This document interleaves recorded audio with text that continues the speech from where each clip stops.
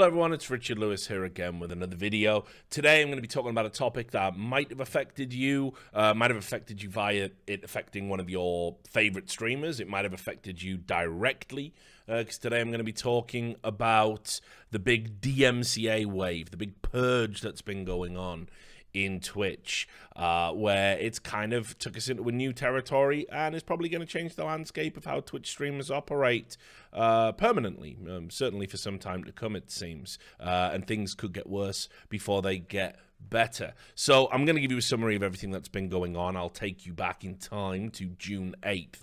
This was a report over on Forbes by Paul Tassi. Lots of streamers woke up to find out that they had these messages waiting for them. They had all these threats of DMCA takedowns and demands to take down clips and strikes on their channel, and everyone was panicking. They didn't understand why it was happening, especially because for the first time it was on Twitch clips that were really old. Like, some of these clips were 2 years, 3 years old, and just happened to have a certain type of music in the background. And you can see there was a lot of streamers that were speaking out about it. Nightblue, he said, why are labels issuing DMCA takedowns on Twitch clips? Twitch clips don't generate revenue and nobody goes to a Twitch stream to listen to a specific song.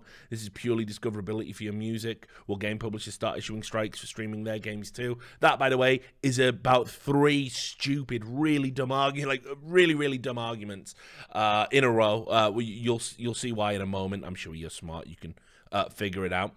Cloaksy there, got a DMCA, 2 more of my Twitch accounts permanently gone. And yeah, there was just lots of streamers kind of finding out the hard way that, you know, these music labels just weren't playing anymore.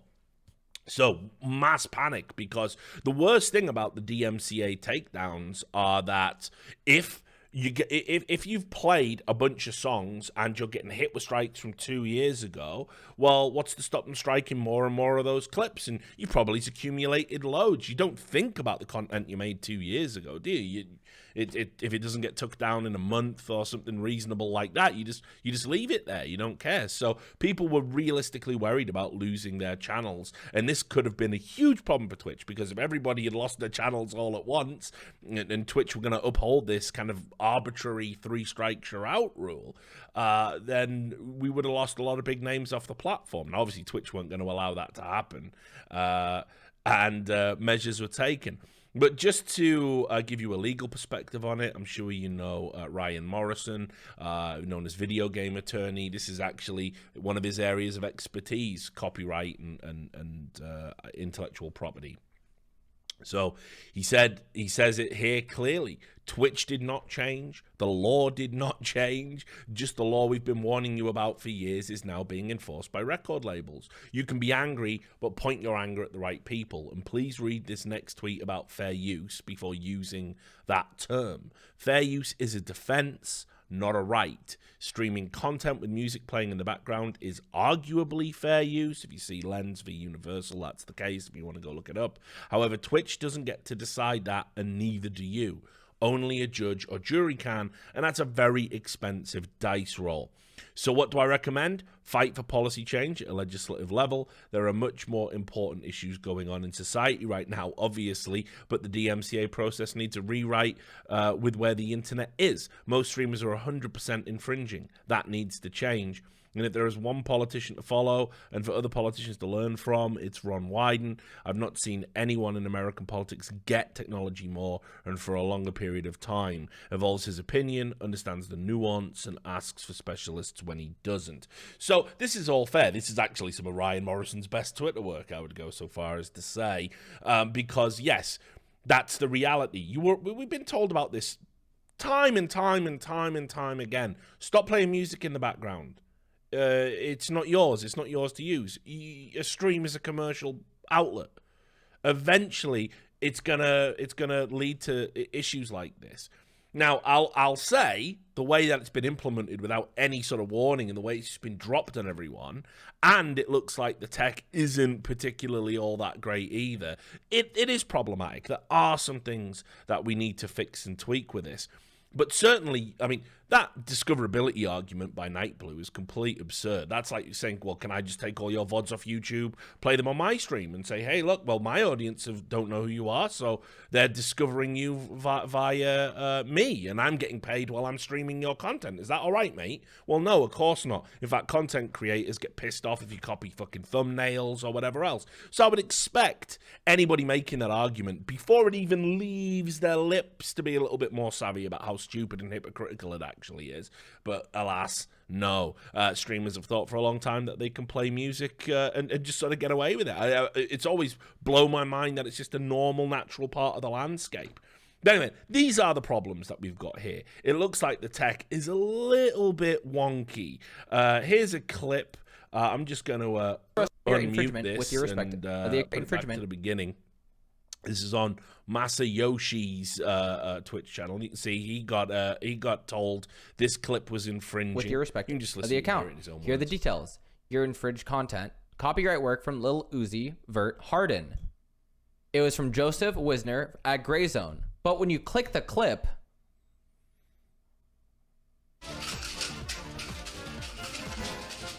it's this.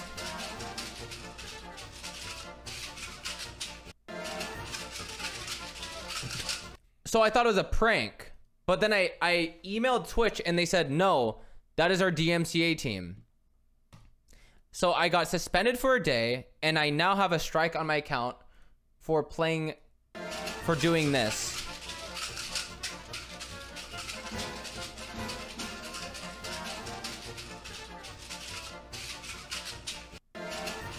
Not only do I have a strike on my account, they roasted Lil Uzi for no fucking reason. That's just kind of uncalled for. Way too far, Twitch. Way too far.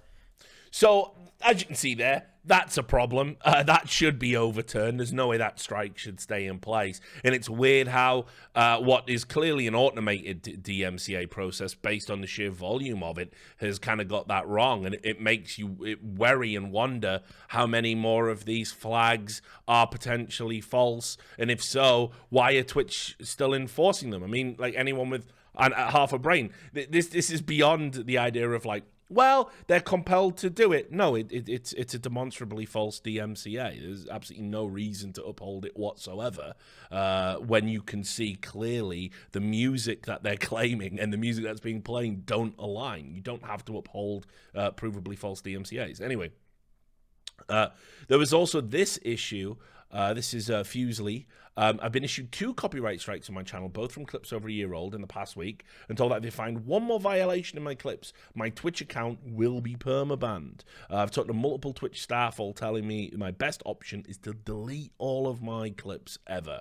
On top of it being near impossible for me to delete over 100,000 clips, the creator dashboard isn't loading any of my old clips. How am I supposed to protect myself here? I'm willing to do anything to keep my channel, even if it means deleting all my clips and memories from the past years. I feel so helpless right now. I've built the channel up for 5 years and potentially lose it all so fast. Something like this would be devastating. This is an issue way bigger than me. Content creators aren't being informed by Twitch on the proper steps to protect themselves from this happening, and there has to be a better way to handle this than suddenly striking our accounts and banning us out of nowhere. And that was at Twitch support. Now, I'll add, this is the other side of the coin, right? You're being told by Twitch, yep, delete all your fucking clips. The purge is here. It's the apocalypse for your channel. It's got to go. Okay, cool. How do I do that?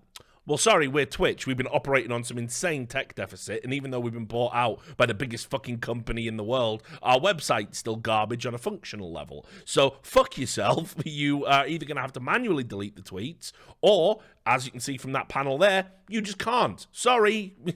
Let's hope there's no more DMCAs or you lose your channel. Now, as you'll see in the video, they have taken steps to fix this. There's a guy called Gunrun. Great dude. He actually, I think, tweeted out a fix with a program, put out a GitHub link, and said, like, you can do it this way. It'll take a while, but at least you'll have peace of mind. Your channel's not going to go. But people were having to essentially hotfix and jerry-rig this themselves until Twitch got on the case. And that's just not good enough, you know? I think there's a genuine cause for grievance there. But so there was that problem. Anyway, I started asking the question, and I think this is an important question. Why is it fucking 3 strikes anyway? Why? Why 3 strikes? Like, I know it's baseball. I'm not that British, you know. I'm aware of the existence of baseball. I know where the 3 strikes concept comes from. But I see it on all these platforms. Every platform has a 3-strike rule. 3 copyright strikes you're out. 3 community guideline strikes you're out. And I've never understood why we arbitrarily pick that figure instead of contextually looking at whether an account is maliciously a repeat offender or not. So those of you who've been on the channel for a while will remember we used to have a guy who used to call in back when he was a law student. And I think he's a legit lawyer now. I think he's a paralegal, a guy called Lazarus. I'm saying paralegal. That's probably an insulting term for your brother. I don't know. I don't know really what you do. I haven't kept up. My bad. But he actually, I tweeted out, like, why 3? And he actually got back to me with, you know, a citation because he's very good like that. And he says, unless I missed a body of law in my time since law school, the 3 strikes and you're outstanding just fell into the norm for content host type ISPs like YouTube. The law itself only says repeat infringes, but how that's enforced varies. Broadband ISPs usually have 6 steps, and you can see it here. He brings this up. There we go. That approach, known as graduated response, never took hold in the case law interpreting Section 512, recognizing that Congress declined to specify any precise criteria for account termination when it adopted Section 512.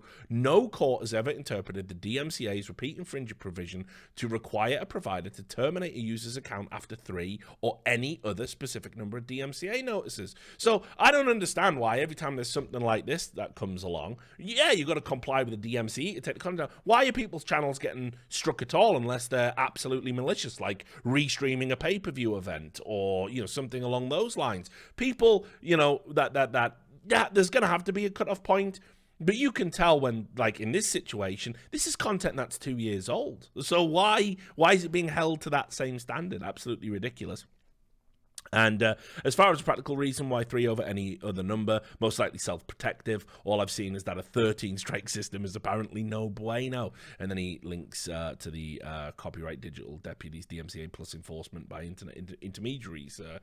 Wonderful light reading that I do in my spare time. So that's another issue. And again, you're going to see that we do sort of get some resolution on that. Twitch finally waded in and made the statement we were all waiting for. You can see this week we've had a sudden influx of DMCA takedown requests for clips of background music from between 2017 and 2019. If you're unsure about rights to audio in past streams, we advise removing those clips. We know many of you have large archives and we're working to make this easier. This is the first time we've received mass DMCA claims against clips. We understand this has been stressful for affected creators and are working on solutions, including examining how we can give you more control over your clips. We adhere to the DMCA, which requires that we take action on content and streamer accounts upon notice from rights holders, as happened this week. Here's our guidelines. They haven't changed. We have an update and more information, and this was 3 days later. So we were settling into the drama. Everyone was like going, what are we going to do? You need to fix your panel. You need to do this. And then over the course of 3 days, Twitch got back and said, we have an update. Here's what you can do in the wake of last week's unexpected surge in DMCA takedown requests. First, we will begin to extend our use of audible magic to identify existing clips that may contain copyright music and delete them for you without penalty. Over the coming months, this will cover newly created clips as well. So for those who don't know, one of the reasons why, after the big scare that we had before, that people felt comfortable playing music again, was Twitch brought in this thing, Audible Magic. It basically auto-detects it when it goes to VOD, scrubs out the music from the VOD, mutes it, so therefore you can't be liable if someone comes along and DMCAs you because it's not there anymore. So they would have had to catch you at it live and issue a live DMCA, and, you know, well, hold your breath, folks, but generally that doesn't happen. So they're now going to extend that to clips, and they explain it there. And they go, second, we are building an ability to delete all of the clips on your channel more easily. Stay tuned for an update in a few weeks. When that's ready, you can already choose to disable the creation of new clips in your channel. There's a lot of misinformation circulating about how to protect yourself. While deleting or disabling clips can help, if you don't have the rights to the music, you are at risk from a takedown. This applies even if you're just playing in the background on for a few seconds. It is entirely within the rights holder's discretion if and when to issue a takedown notice. and we value the work of songwriters, musicians, and other creative artists. As a company committed to supporting creators, we respect and ask our users to respect the intellectual property of those who make music and those who own or control music rights. So it's all fair comment, isn't it? And they are trying to resolve the issue in as quick a way as they can. Now, I just want to catch your mind back. I don't necessarily believe that this came out of left field for Twitch. I actually think more than likely they heard something on the grapevine that something was coming. Because if you remember, that thing they talked about there about how you can disable clips, that's only a new addition. Here's erstwhile colleague Devin Nash back on May the 6th saying, finally, Twitch broadcasters can now disable clips made on their channels. Will streamers use this feature? I tweeted out about this too. I think this is long overdue. I think it's outrageous that people that can watch your channel can choose what they clip. And sure, there's a lot of people out there who want to go viral and make it by having like a funny clip blow up. Fine, have at it. Use clips. In general, for people like me who don't want that, right? What are clips used for? You clip things out of context to make it look like I said something I didn't by chopping off words. For example, if you are one of those girls that are streaming and you have an accidental nip slip, congratulations, the clip now makes it permanent revenge porn I can't get rid of. The reality is this should have been a feature as soon as clips came into Twitch and was integrated. The option to turn it off should have been integrated, and I don't believe that Twitch cared enough about the witch hunts that go on as a result of clips to bring that feature in. I think this was probably a preventative measure because they were like, oh, yep, there's going to be a new DMCA tech that's going to be implemented. But that's just a hunch and a theory. I have no real insight into whether or not that's true. I also want to just play you this. I think this is important. So as you know, DJ Wee, absolute legend, he has a show where people call in, kind of like the old Live on 3 days, and a lawyer calls in here and basically explains that more of this is coming. It's new tech from these companies, and they potentially will have a way to do live DMCAs on your streams in real time coming up. So you can just listen to this. There's a company out there that's monitoring most streams on Twitch, and its two big investors include Universal Music Group and I think one more. I forget what the other one is. I think it might be Warner. It is Warner. And so Universal Music Group and Warner have invested in this company that's monitoring every stream on Twitch, and they have the ability to issue live DMCAs. They just haven't done it yet. And so it's super important to note that that level of enforcement hasn't even come through yet, where you're live and you're getting taken down live for playing music. Right now, we're just seeing clips. So, yeah, it looks like this is going to be something that's going to expand. It's not just going to be, well, first we're cleaning up all your old clips, and then next we're going to be coming for you doing it live. So my advice would be, first of all, if you're a big streamer, there's so many record labels that you could reach out to that would let you play their stuff without doing anything. It's not going to be the big ones, but there's going to be lots of independents that would really like the exposure. Get your managers and agents on that. But ultimately, yeah, there's a bunch of songs that are gonna get you got, and you're just gonna have to not play them. There's Creative Commons stuff that you can play. There's public domain stuff that you can play, but people are probably going to have to fall in line because these guys aren't going to be playing, and Twitch aren't going to be as lax on enforcing all of this and letting you get away with the 3 strikes and everything else once the dust is settled from this. So just finally, just to remind you, as I said, this has happened before. Here it was reported on Kotaku back in 2018. Same thing happened. Bunch of big streamers, XQC, Sinatra, PokerLols, all your favorites. They all got hit with a DMCA for playing a song by Juice WRLD. So it's something that's happened. It's like I don't understand why streamers act all like shock Pikachu every time there's a DMCA wave, because ultimately you shouldn't be playing the music. It's just that simple. And the discoverability argument absolutely sucks. The commercial argument is a non-factor. It doesn't matter whether you're doing it for commercial purposes or not if you're a rights holder.